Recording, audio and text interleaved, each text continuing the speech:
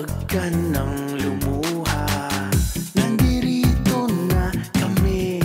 Ayusin natin ang problema. Kayang-kaya mo, kayang-kaya mo, kayang-kaya mo yan. Kayang-kaya mo, kayang-kaya mo, laban lang. Kayang-kaya mo yan. Kayang-kaya mo, kayang-kaya mo, kayang-kaya mo yan.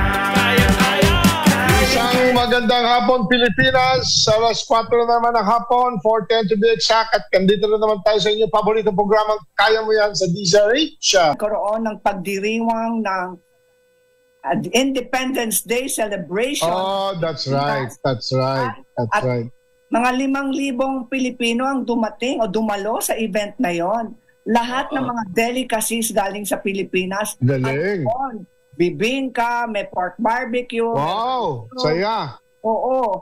Kaya wala kaming ginawa kundi nagkipag-chikahan sa lahat Kumain. ng mga kabayan natin. Pero kumakain din kami. Parang nasa Pilipinas kami. Pero, nasabi mo, bakit hindi kami dumaan? Ba't di mo nabisita si Digong? Wala walang panahon. At sabi nila, ang haba ng mga permiso o proseso. Proseso. Makapasok Okay. sa loob. Oo. Anyway, kamusta naman yung iyong search? Yung paghanap ng Ng diba? mutya. Mutya. Kaya ang aming palaging sinasabi, kasi nag-umpisa na po ngayon, ang official search sa buong mundo at dito rin sa Pilipinas ng mutya ng Pilipinas candidates. At ang aming pageant ay magiging nasa October 30 dito sa Pilipinas at officially we launch ang search namin sa Netherlands sa Philippine Independence Day picnic. Sino nanalo doon? Wala namang pageant kundi in-announce lang namin. It was official launching ng Pilipinas Netherlands. Okay, Kaya meron na kaming franchise holder sa Netherlands at siya po ay magse-search ng ating mga Pilipinas na gustong sumali at maging delegate, official delegate ng OFW community sa Netherlands, kung saan siya ay magre-represent ng kanyang komunidad sa aming national pageant sa Oktubre. Galing. Global na. Wow. Ngayon, palagi namin sinasabi, hashtag, saan ka mutya? Ang galing. Ang galing, ha?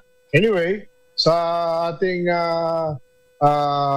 balita naman, siyempre, kung nung isang araw si Secretary Conrad, meron siyang mga pangangailangan ng mag-supply ng mga produce ng mga farm beneficiaries sa isang mga restaurant group, ML. Yes. At nagulat ako, tumawag siya halos sa alas 11 na ng gabi at gusto niya na yung mga produce ng mga agrarian reform beneficiaries ay makapag-supply sa mga malalaking restaurant chain. Pwede. Binanggit ko na rin sa anak ko kasi may restaurant chain na rin si Miguel, di ba yan? Yes. So, i-coordinate natin kay Secretary para yung mga farm beneficiaries, yung mga produce nila, wala nang middleman. Dedirekta na sa mga malalaking restaurant chain. Yan. Logistics. Farm to table na yun. Farm to Porta sa mga ARV. Nais naming iparating na laging nandito ang DAR para tumugon sa inyong mga pangangailangan, ani Mendoza. Agdag pa niya na ang proyekto ay patunay ng pamumuno ni DAR Secretary Conrad Estrella III at ng mas malawak na layunin ng administrasyon na maisulong ang kaunlaran sa kanayunan. Ganda yun, ha? Kaunlaran sa kanayunan. Ganda yun. Ang proyektong ito ay patunay ng dedikasyon ni Conrad Estrella Secretary III na maihatid ang mga kinakailangan serbisyo sa mga ARV, sa mga ARBOS, at lahat ng mga ang naglalayong paghusayin ang akses ng kanayunan, palakasin ang produksyon sa agrikultura at iangat ang kalidad ng buhay sa mga ARC sa buong bansa. Palakpakan natin si Secretary Conrad Estrella III at ng Department of Agrarian Reform. So, oras tayo 4:17 ng hapon. Mamaya-maya, pagkatapos ng Happy Healthy at iba pa, makakausap natin ang pinaka-executive director at guest natin, si Ginoong Ali Atienza, para malaman natin kung ano-ano pa ang nagaganap dyan sa kanyang ahensya. Kung tawagin ay Philippine Fiber Industry Development Authority.